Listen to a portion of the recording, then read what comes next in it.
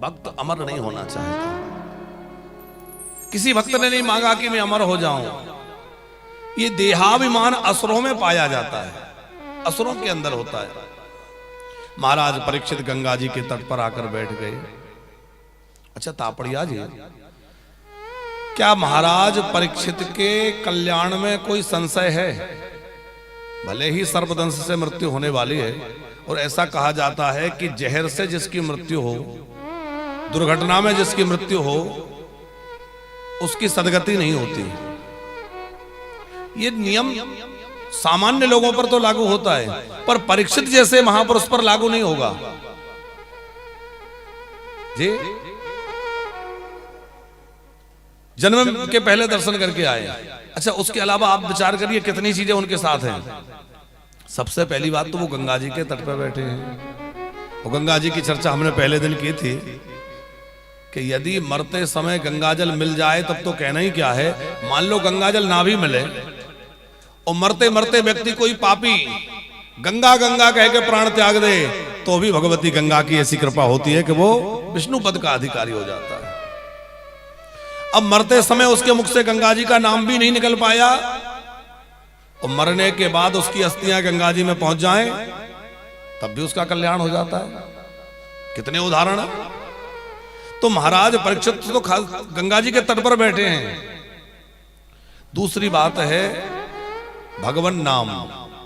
निरंतर महाराज परीक्षित के मुख से नाम निकल रहा है, और नाम जापक का जो है, ऐसा हो सकता है कि मुक्ति ना हो।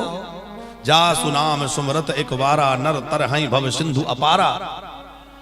यदि ये कहा जाए कि वो सर्पदंश से मरेंगे तो फिर नाम महाराज कृपा नहीं करेंगे, ऐसा यदि माना जाए तो नाम की फिर न्यूनता हो जाएगी।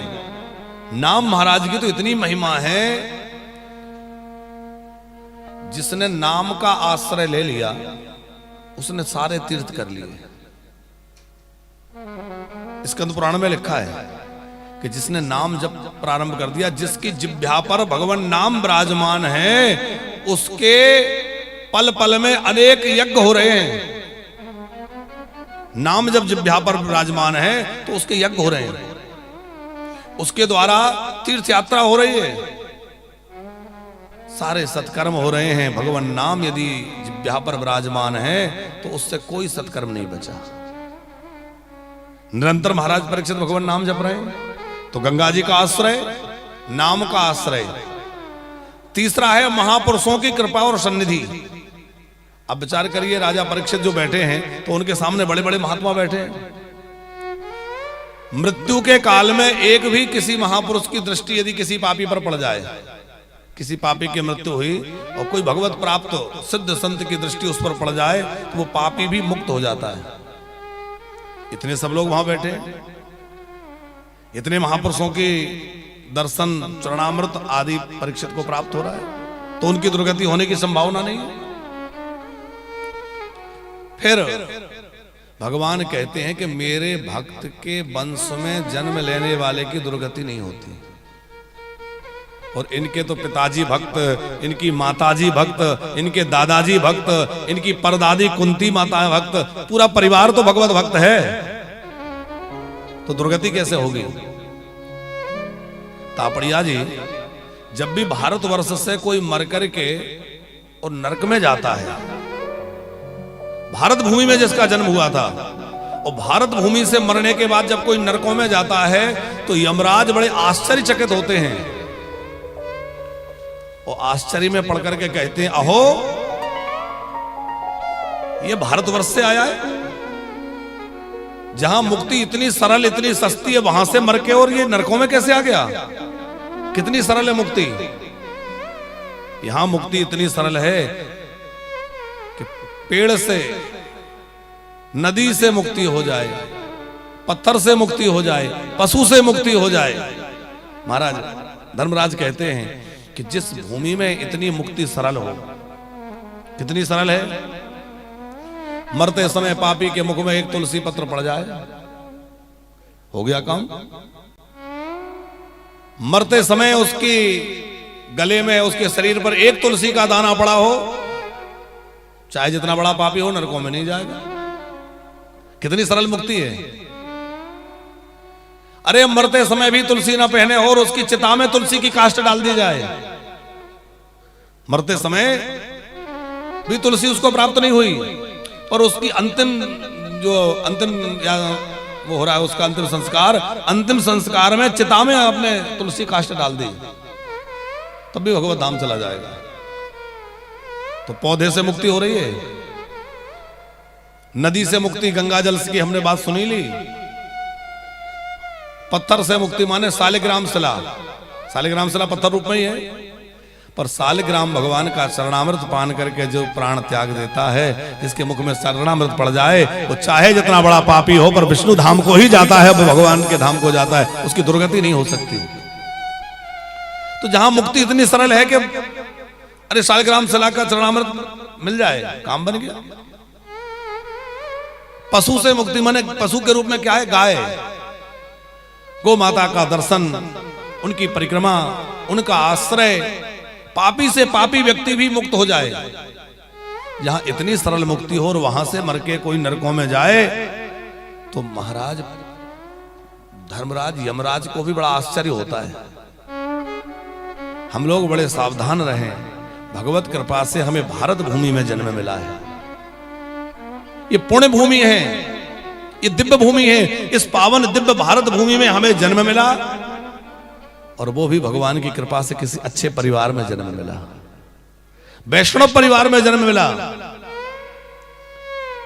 और वैष्णव परिवार में जन्म मिलने के बाद भगवान से जुड़े हैं, संतों से जुड़े हैं, कथा से जुड़े हैं, तब तो यहां बैठे हैं। और इतना सब होने के बावजूद भी यदि हम नरकों की ओर जाएंगे तो हमसे बड़ा अभागा कौन होगा। भैया यहाँ मुक्ति के बड़े सरल साधन है, बड़े आराम से मुक्ति मिल सकती है। इसलिए प्रेम से इन सब का आश्रय लीजिए, खूब तुलसी का सेवन करिए, खूब गौ माता का आश्रय लीजिए, खूब शालिग्राम जी की सेवा, चरणामृत लीजिए, सेवा करिए। बड़ी सरल मुक्ति है, मुक्ति बहुत कठिन नहीं है। तो जब परीक्षित महाराज के लिए इतने सब साधन उपलब्ध हैं, तो वो इतने परेशान क्यों हैं? वो परेशान इसलिए हैं कि मुझे मुक्ति नहीं, मुझे राधा रमण चाहिए।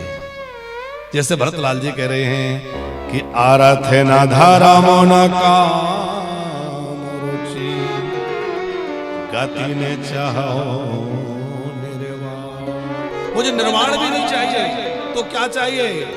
जन्म जन्म रति राम पद, यह वरदान ना। मुझे जन्म जन्मांतर भगवत चरणों में प्रेम बना रहे, और कोई वरदान नहीं चाहिए। हमारा प्रेम भगवत चरणों में बना रहे। महाराज परीक्षित चाहते हैं कि मुझे मुक्ति तो मिल ही जाएगी, पर मुझे राधा रमण की ऐसी प्राप्ति हो जाए कि मैं नित्य उनके चरणों का दास बना रहूं, नित्य उनकी प्रीति मुझे प्राप्त होती रहे। वह तो कोई रसिक ही, महापुरुष ही वो रस दे सकता है। तो श्री सुखदेव जी महाराज पधारे, सुखदेव जी के चरणों का पूजन राजा परीक्षित ने किया, और महाराज परीक्षित के ऊपर कृपा बरस पड़ी सुखदेव जी की।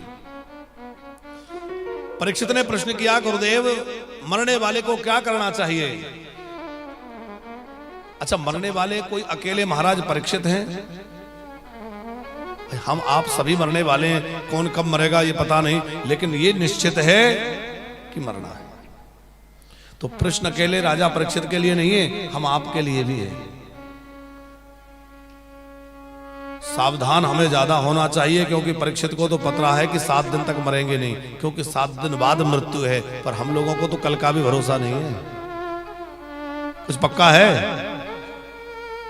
इसलिए हर क्षण को ऐसे जिए जैसे ये आखिरी क्षण है। एक संत कहते थे ये बात, बोले महाराज इससे क्या होगा?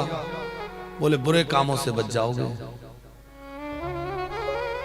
शायद आपको ये बात ऐसे समझ में नहीं आएगी।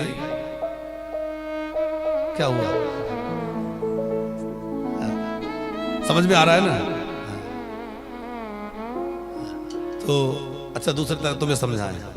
एक महात्मा जी थे, उनके पास एक व्यक्ति आए, तो महाराज जी भगवान के भजन में मन नहीं लगता, कुछ ऐसा उपाय बतलाइए जिससे मन लगे। अरे क्या मन लगना नहीं लगना, अब तो तुम्हारे 7 दिन की तो उम्र बची है, 7 दिन बाद तो तुम्हारी लकीरें कह रही हैं कि तुम्हारे 7 दिन ही बचे हैं। वो तो घबरा गया, अचानक कोई कह दे कि अरे अब तो तुम्हारे बस आखिरी है। अब वो घर गया तो लोगों से झूठ बोलना, लोगों के साथ कोई दुर्व्यवहार करना, वो सब बंद। सोचा 7 ही दिन भजन कर ले। 7वां दिन निकल गया, सोचा रात में कुछ होगा, रात में भी कुछ नहीं हुआ। अगला दिन आ गया, तो मरे गुरुजी कह रहे थे और वो इतने बड़े महापुरुष ने कहा था, बात झूठी कैसे। अब वो आया, अच्छा गुरुजी आपने कहा था 7 दिन, अब तो 7 दिन निकल गए, मेरा तो कुछ नहीं हुआ। और महात्मा बोले ऐसे ही बताओ तुमने इन 7 दिनों में क्या किया? किसी के साथ छल किया? बिल्कुल नहीं। किसी के साथ तुमने झूठ बोला, लड़ाई झगड़ा किया, मारपीट की, या किसी के साथ बेईमानी करी? बोले अरे ऐसा कुछ करने का अवसर कहा, मुझे तो लग रहा था मरने वाला हूं। अब मरने वाला व्यक्ति ये सब करेगा?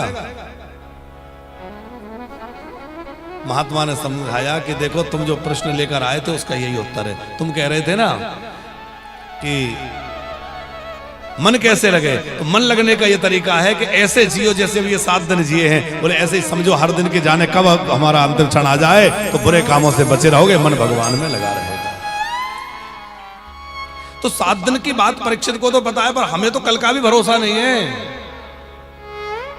सुखदेव जी बड़े प्रसन्न हो गए, कहा राजन बरी आने शते प्रश्न कृतो लोक हृतम नृपो आत्मविस्सम्मतः पुंसाम सुरोतव्यादिसुहा परा। राजन तुम्हारा प्रश्न बड़ा उत्तम है, क्योंकि अकेले तुम्हारे लिए नहीं है, ये तो सार्वभौम प्रश्न है।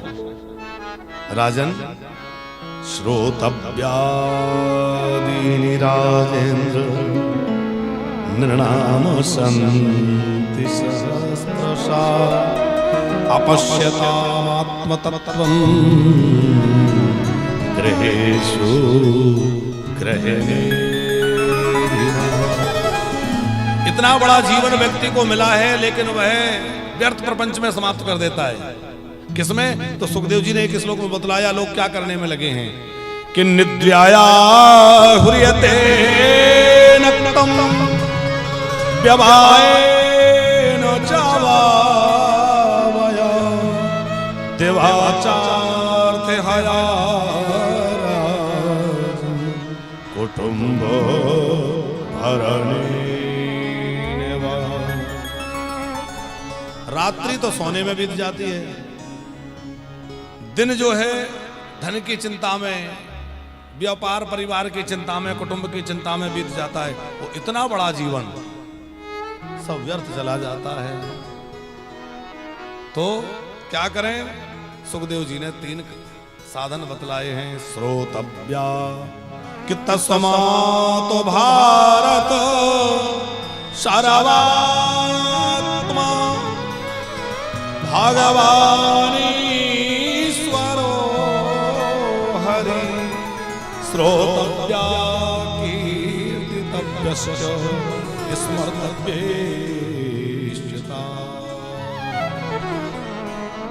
राजन जो अपना कल्याण चाहे उसको 3 काम कर लेना चाहिए, अथवा 3 में से 1 कर ले। कौन कौन से? श्रोतव्य, पहला काम है जो इस समय हम लोग कर रहे हैं, कथा श्रवण। दूसरा है जो कथा भगवान की सुनी है उसका कीर्तन, और तीसरा साधन है स्मरण।